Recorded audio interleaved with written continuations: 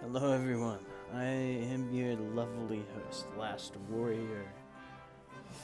Today, just cause a couple of my friends gave me the idea, I'll be doing a small little simple guide on how to play Hearts of Iron or HoI 4 or HoR 4 as we call it.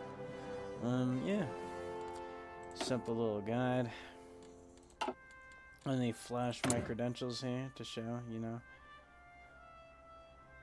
hours played. Bitch, you lying. I have like 300 hours on this game.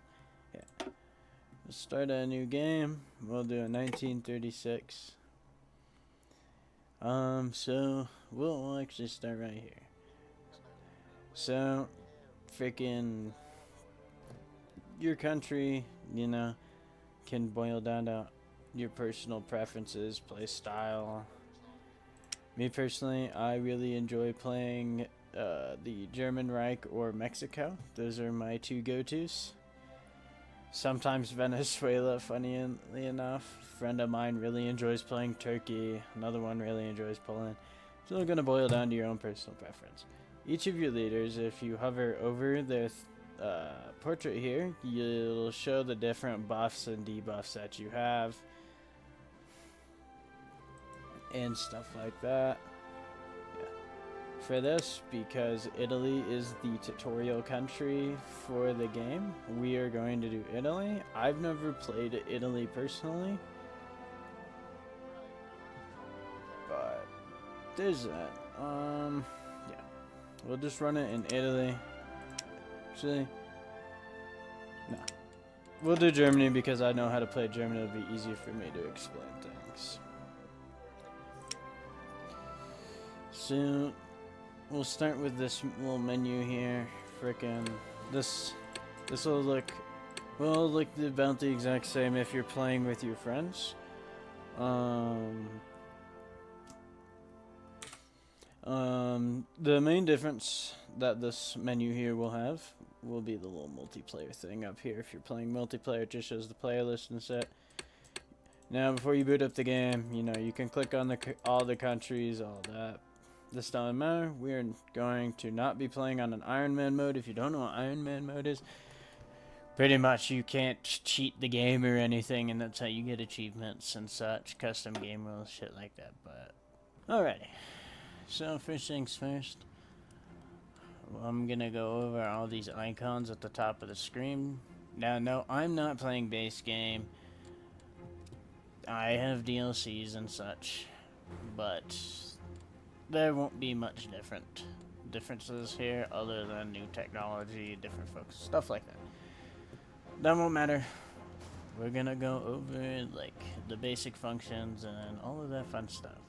So when you click here, you have your political tab or your country tab. Now, no, I clicked on the flag here. Now everything has a shortcut. I never personally use the shortcuts. All stuff that boils down to your personal preferences. So we'll start with stuff in our political tab here. So we have our different politics within our country right here. We have fascism, democracy, communism, and you're non-aligned. Now every single country in the game can be geared to a different ideological view. Now, it does take time, and there are two different ways you can go about it when it reaches that point. You can have a civil war, or do it the peaceful way, which takes a lot longer. But we won't really get into that in this. Those are things you'll figure out on your own. But I will tell you how to do this. So, right here, we have our laws and government. This is where you can change your conscription laws, which pretty much raises your recruitable manpower, and you need manpower to place down units and airplanes and ships and all that. So you've got all your different laws. There are nerfs to it, like extensive conscription. You get the 5% recruitable population, but training time takes longer, and so and so. You come over here to your trade laws. I never play with these too much, but you know, there's different debuffs and buffs to doing all of this. Now, your economy laws are going to play a really big part in, you know, how you play the game. If you're just like, you know, little industry, usually it's like civilian economy that you'll go for. Then, you know, partial mobilization, war economy, all that. This just further increases your stats. Usually I find it best just to gear fully into war economy and then total mobilization at some point.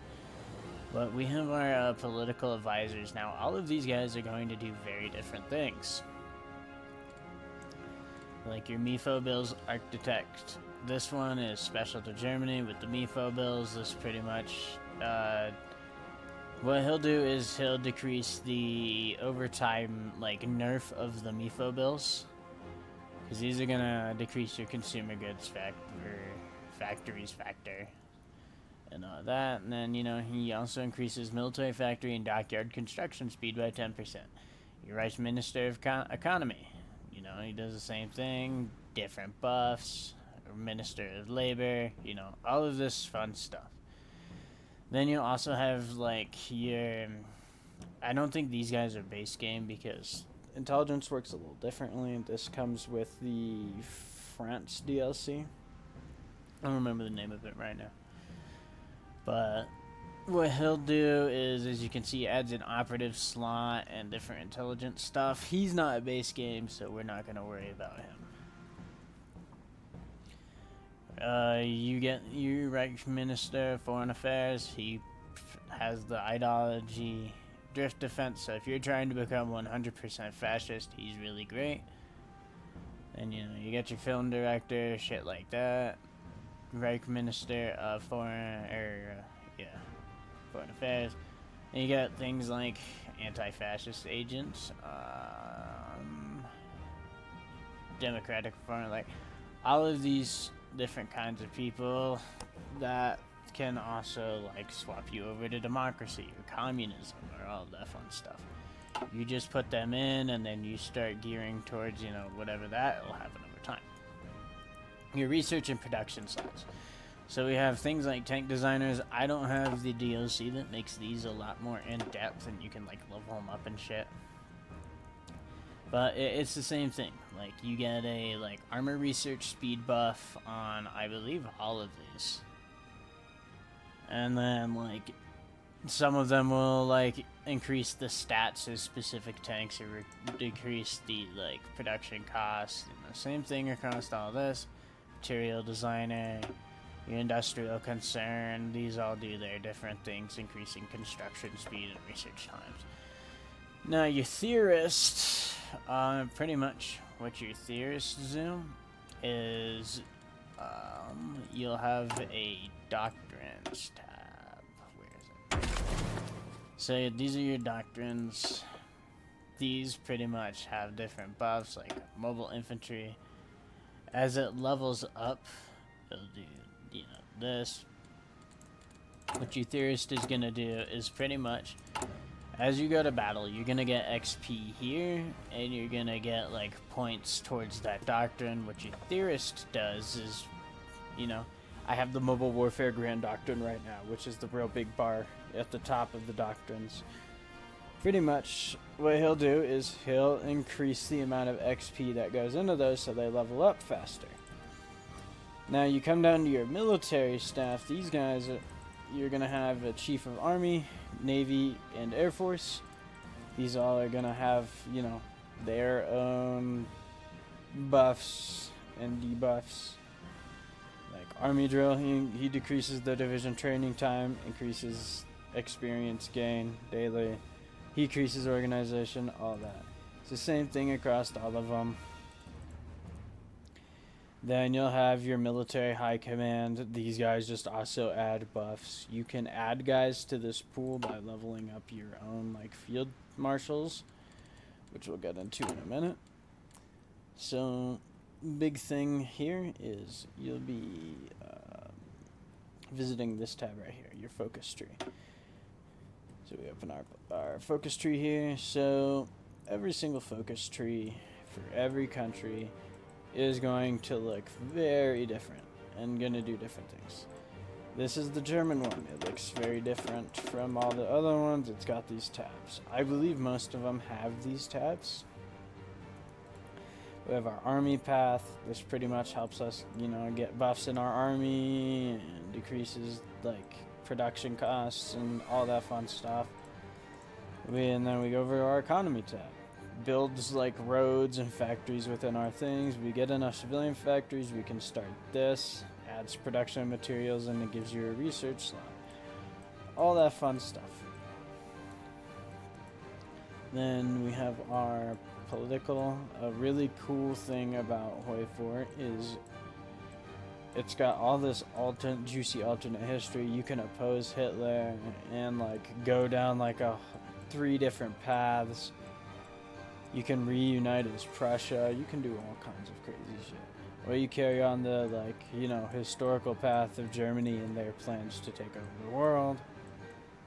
And you can succeed very successfully. Yeah. Those are focuses. Fairly simple. Now here you have your research slots. So you've got 2 types of research. You have your basic research, and then you have your like prototype and experimental research. It's gonna have things like these, like the Flampanzer, military engineering vehicles, the Landcruiser. This one is a DLC. I believe most of these are DLCs for this, but it's like where you invent like things like the jet fighter. You'll have like 4 different types of facilities. You have your naval, nuclear, aerodynamic, and land warfare. Get to develop things like the super heavy battleship, shit like that. So your research, basic research, you've got all these tabs. You've got infantry, support companies, which are like engineers, recon, logistics, field hospitals, all that fun stuff. Your armor tab, pretty self-explanatory. I don't know if it is a DLC that affects how this tree looks. You may have a different looking tree from mine. You may not have to research components. But you have your artillery. This is like your anti-tank, anti-air, all that stuff. Then you're gonna have 2 tabs for your naval. You're gonna have your basic naval tree, which is like some basic components like armor, different destroyer components, all that fun stuff. You research carriers, improved submarine, improved heavy ship. Now, no, your tree won't look like, you won't have the exact same stuff as me unless you're playing Germany. Your naval support, this is where you research new ammo types, new guns, new defense systems, damage control, fire control, bracket shooting, all that fun stuff, transports, all that.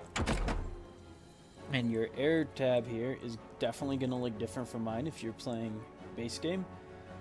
Yours is going to be a lot more straightforward, and it's just going to be fighter, like close air support, tactical bomber, strategic bomber, transport, scout, and then another one. Naval bombers.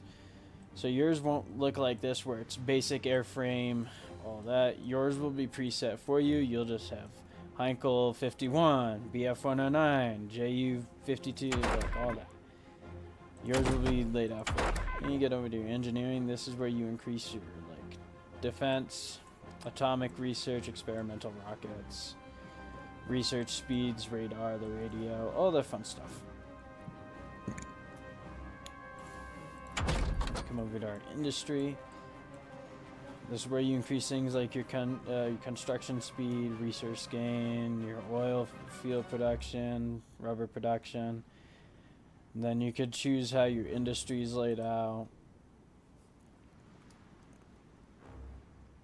This used to be something else. I don't know if that was also a DLC that affected that, but that may be different for you. And then also your production. And over here in our experimental, you hire scientists, Your scientists will, have their different skills. They will also, over time, create breakthrough points, which is what you need to start these projects. And while those projects go pretty much, sometimes you will have a little pop-up up here that'll look similar to this. It won't have the exclamation mark, but pretty much for that, it'll look the same. You click on it, it'll be like, oh, what should we do? And it'll have different buffs, debuffs, all that fun stuff. So the icons up here, all important stuff. You have things like your decisions tab. Everybody's decisions are gonna look different, but it's like you'll have like your political actions, propaganda efforts. New stuff will pop up here as you progress. Yeah. Now, the intelligence agency we aren't gonna go over because I'm not gonna go over DLC content. But diplomacy. This tab is just the easier way to find a country quickly. Otherwise, you can come over and right-click on the country to open up their diplomacy tab. Fairly simple. You can improve relations, negotiate licenses, which is like, I want to produce your stuff, or I want to send you a lend-lease, or request a lend-lease, which is pretty much asking or sending equipment. Non-aggression packs, attaches, all that fun stuff. Up here is like your opinion of each other. This one is theirs, this one is yours. This one here is probably gonna matter to you and more to you in general.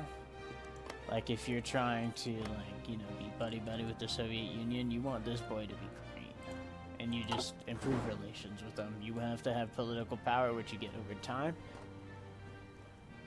Sorry. You have things like your stability, which affect outputs, your political gain, all that fun stuff. Your war support, which is also gonna affect a lot of buffs and stuff. That's fairly easy to raise via propaganda, press censorship, all that fun stuff. This is your total number of factories. This is your fuel. This is your logistics fulfillment, which is for whatever reason you don't know what logistics in. It's if this infantry division right here is in combat, or let's say I'm developing new gear, or they're getting reinforcements, they need that logistics fulfillment. The higher that is, the quicker they're gonna resupply, get new gear, and get new people. You can fill this via, as you can see here, trucks, trains, convoys. Your convoys are gonna be ships, not your Navy ships here. They're their own specific ship that you have to build or buy. I don't have the DLC to buy things from people, but we'll go over your production stuff in just a minute. Then supply hubs are also going to be a thing where trucks deploy from. So if we open up our construction tab here, we've got right here is where it'll show everything. How many factories are going into consumer goods, how many you're using, how many that are available. So if I build one infrastructure right here, 15 available factories go into building that. You hold over it, it'll show when that completes.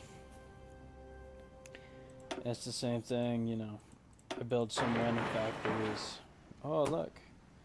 And then it'll just go down the line. So your infrastructure, important. It's going to help your troops move through areas faster, help supplies move through areas faster. Air bases, so if we pull up our strategic air map mode, which pretty much shows our airplanes, we have 3 of these map modes.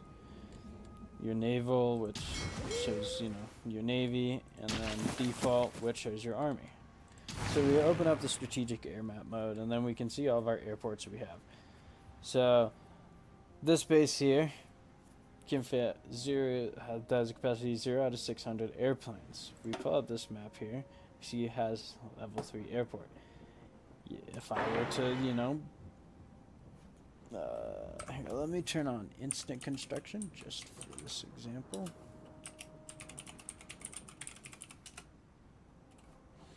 Okay, so, I build 5 air bases right here. Pull up my map mode. Now we see this, can fit 0 out of 100 airplanes. I don't have any airplanes in reserves right now, but pretty much we'll clear this air wing here just to get those airplanes in reserves. Open up, add new air wing. All the aircraft you have available will be right there. Click on it, click OK, boom, aircraft. And then the circles are operational range. So the more airports you have in a region, the more airplanes you can fit in a spot. Anti-air, fairly self-explanatory. You build it in a province, it increases its anti-air defense. Now your military factories are going to be one of your 2 types of main factories here. Military factories are what you're going to use to produce rifles, tanks, all that fun stuff. And then your civilian factories are what you're going to be using to, get resources and build stuff. So if we come down here, this is our little map tab if you haven't figured out. We click on the resource map mode. It's going to show all the resources that are on a province. Now when I'm trying to build things, what I like to do is minimize this tab, and I'll actually click on synthetic refinery. You have to have it researched in order for this to show up in your build menu, and it'll show all the resources. So what you're going to want to prioritize is building civilian factories in the provinces that have resources, because what it's going to do is it's going to increase the resource draw from that province. So provinces that don't have any resources is where you want to prioritize building your military factories and like other things. Synthetic refineries can go in either or, build your synthetic refineries and spots with resources in them, or just any spot. You're gonna get that rubber factory. Then your fuel silos, when you build those, you get your fuel production. Now these are your electrical grids. They do different things, but these aren't required. But you build these into a province, and it actually increases all of the resource gain in that province. You can only build one per province. So there's that. Then your naval dockyard. This is your 3rd type of, main factory. You can only build it on things that are coastal. This is where you build your ships. Then your railways. You can build railways just by you got to click on a connection or a spot that has a supply hub, and then you just drag and it'll leave the little yellow line. And you click again somewhere, and boom, it builds that railway. Or if you just click, level up those railways,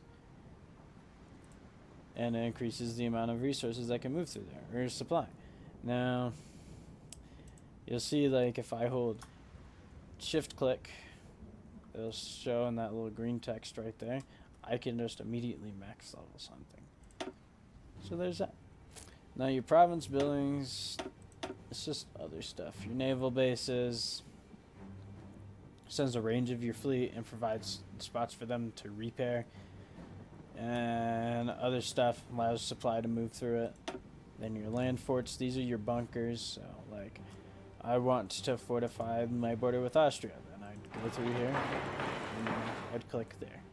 Now obviously this all isn't going to be instant like it is right now, because I have that on the instant construction on just for the sake of this. And coastal bunkers, but on the coast. Naval supply hubs, resupply and refuel spot, all that fun stuff. Naval headquarters. This is a new thing that I don't entirely understand, but also kind of understand at the same time. I'm not going to get into that right now. And your experimental facilities. You can only build naval ones on the coast, and then all the rest.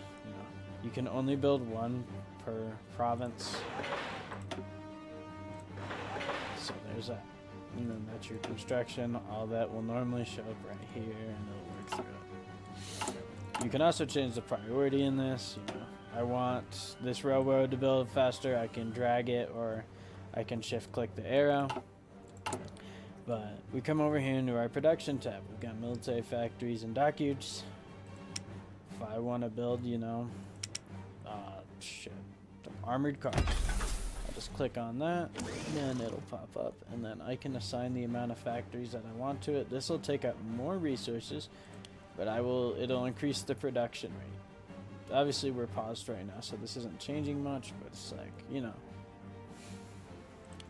I'll make 1.20 in a day currently, you know, if I set all of my factories here. And let's say, you know, you got a lot of factories, you're producing a lot of gear and just want it to look nicer, you can scale down to ×5 and do 5, 10, 15, 20, or times 10, 10, 20, 30, all that fun stuff. And you have like your armored vehicles and your aircraft tabs.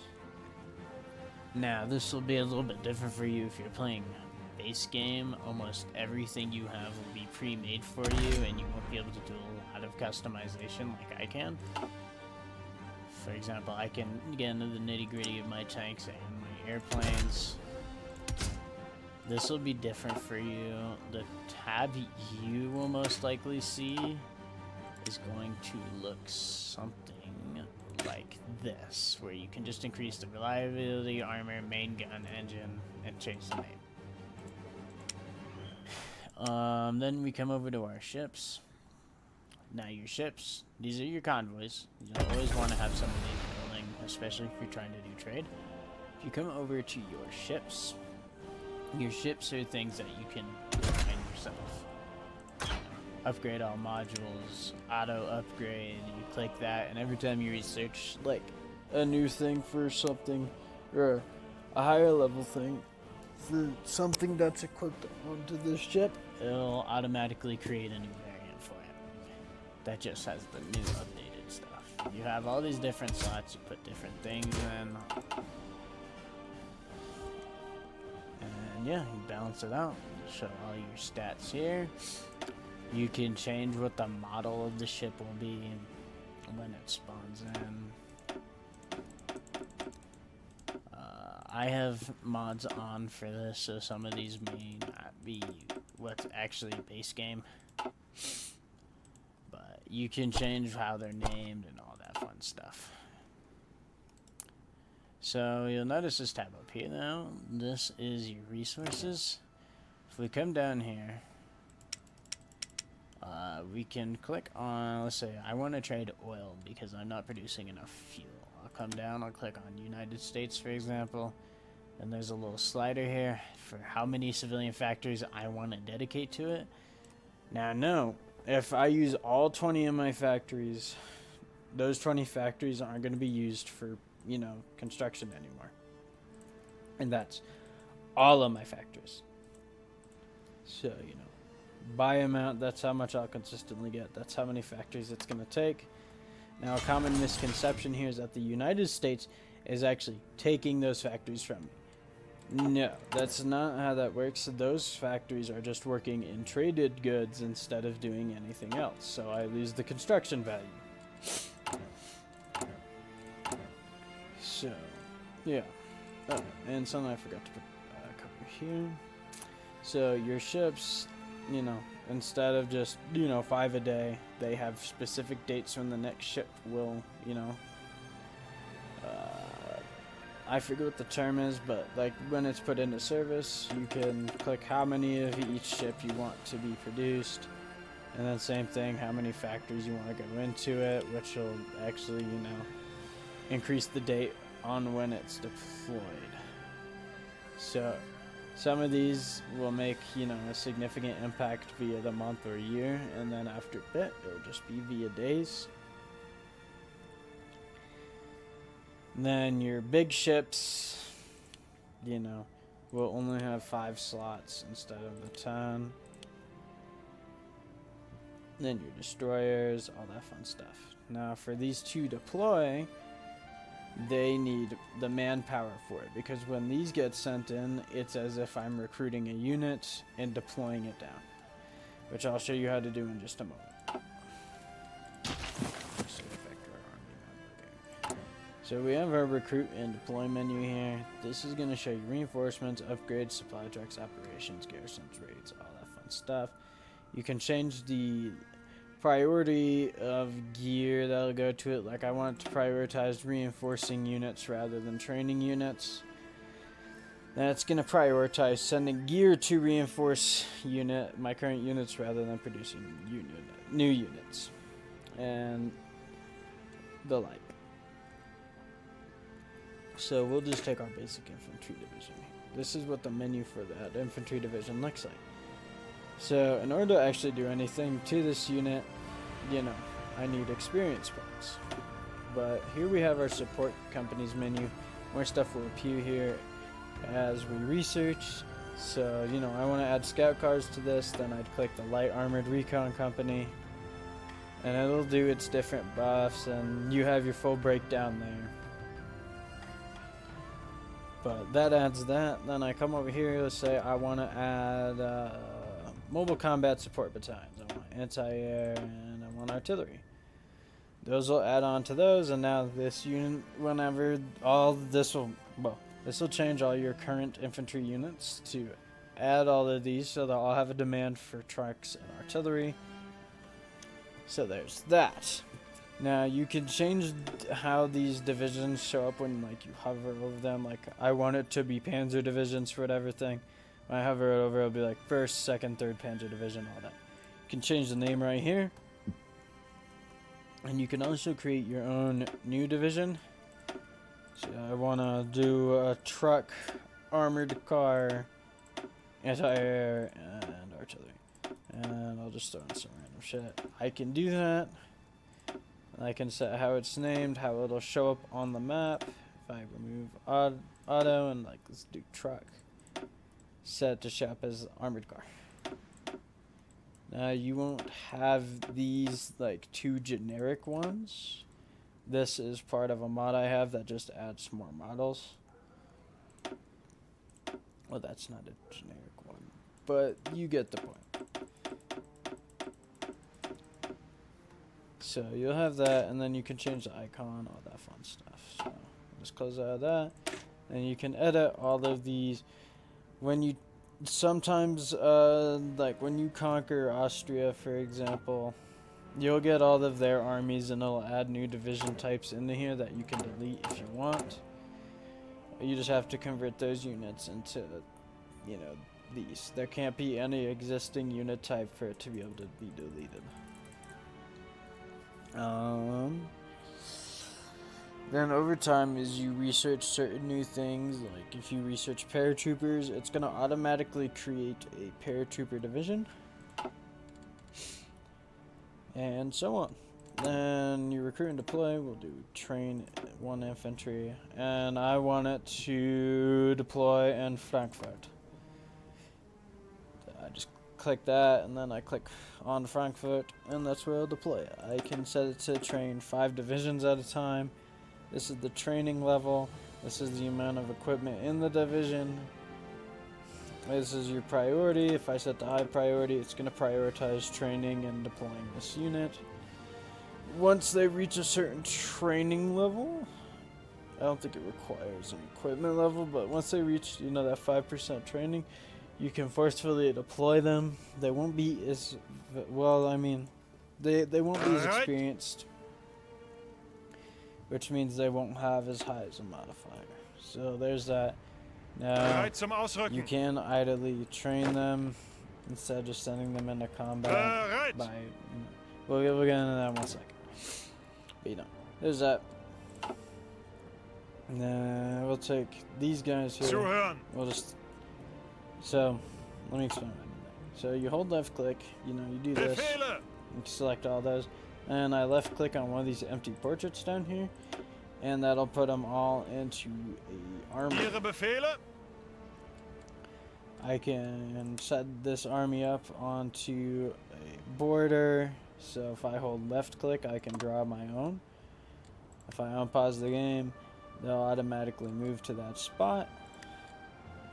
Or I can delete the order click on front line, and then if I left click, it'll cover that whole border. And then as more units get added, because obviously 7 units isn't covering this whole border, as more units get added, they'll keep moving over there and they'll start laying out and planning.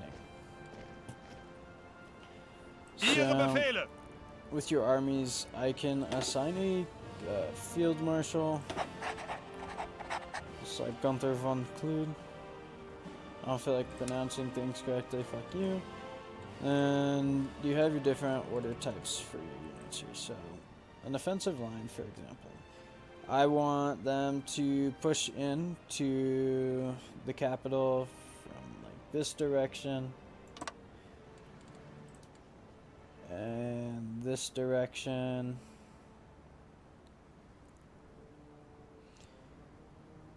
Okay. Well, the arrow is a little hard to set up. But depending on how you draw this will depend on how they'll kind of push in. And then I also want them to, like, you know, push over there. So let's say, you know, they'll start on this order, because notice how there's no divisions assigned to these other 2 orders. So they'll start on this order first, they'll start pushing in there, and then I can also assign divisions. I can unassign and assign divisions. It's simple, so I want to assign divisions to this order. Just click on assign divisions. And boom, assign to that. Now here we have this. So you're gonna have prep times, disadvantage, and risky, and all that. They have their different things. This is considered disadvantage, meaning it's guaranteeing that we're not gonna succeed in our mission. Add more people, that'll probably change that. Be at our advantage. Now you get, the longer you let the divisions kind of sit there for, like, I think it's an in-game week. If you let them sit there and plan, then they'll have a, like, 5% a stack buffers. Hello, editing me here. Made one small mistake, a little oopsie poopsies. Kinda accidentally muted my mic during this portion of the video here. I'd cover my tracks back again, but yeah. Pretty much what I was saying is you get about a 5% attack buff if you allow them to get that organization time. I believe that's all I need to cover my tracks for. Yeah, a little bit of a professional moron. Bye-bye. Alrighty. So, we have our army group functions here, which we take 2 armies. And you combine them into one group, which is... do it again just to show you. I click on this army and I right click on this big slot. I take this army and I right click it here. It's a same. And then they'll function roughly the same. I can have them function as one big group by giving them one order via this guy, or I can have them function independently, or I can have them do both, which, as you can see here, we have the group order, and then we have an independent order. So, there's that. We come over to the Navy. We have kind of the same thing here. We've got our Admiral. Now, let's say I want them to patrol the North Sea. I'll right click on that. And the Norwegian coast. Right click on that. Now, we're going to have 3 different types of orders. I want them to patrol, so I'll click patrol. And that'll pretty much sit there and establish naval dominance. Let's combine these so we can carry out the order.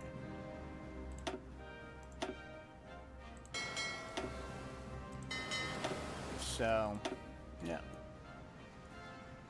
I don't know what they're doing right now, that they're not carrying it out, but pretty much, you patrol, you're establishing naval dominance. If you send in strike fleets, you're specifically removing other people's naval dominance and seeking out their ships, and then convoy raiding, you were pretty much sabotaging their supply and intentionally seeking the convoy ships. So as you can see, they're all going to leave port. They're going to head over here. Fairly simple stuff. You can train these ships just like everyone else. You can have them escort your convoys. Minesweeping, mine laying, naval invasion support, your targeting options, just what ships you want them to target. Hold just sends them all back to port. And you can remove their operational regions by clicking on it. Left click, or right click, right click. But really simple. Pretty much your main thing to remember with your clicking though is your left click is always going to be select, your right click is always going to be action. You can always consolidate down fleets. So like I want like the Genesau. Again, I'm not going to try to actually pronounce these correctly right now. I'm too tired for this bullshit. But yeah, I want Skarnhorst. And I want to just have Skarnhorst and a different own separate thing. And I can add more ships to it.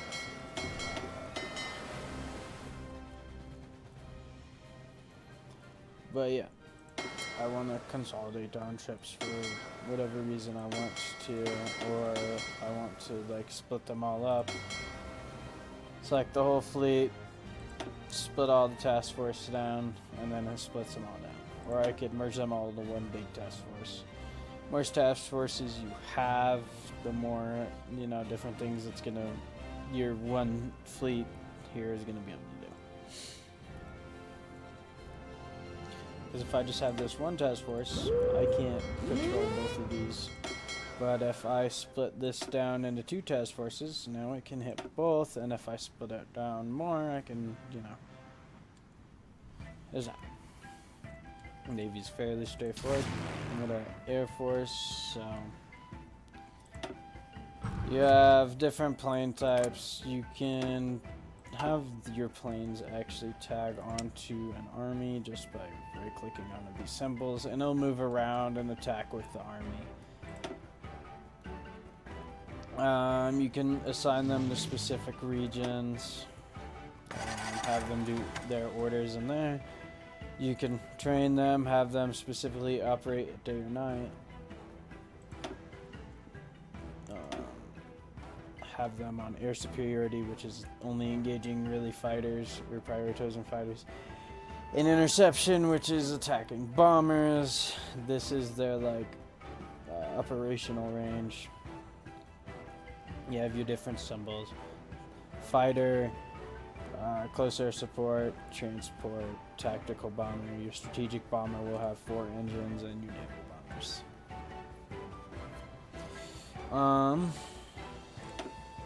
Tactical bombers can carry out close air support and strategic bombing. Strategic bombers can only carry out strategic bombing.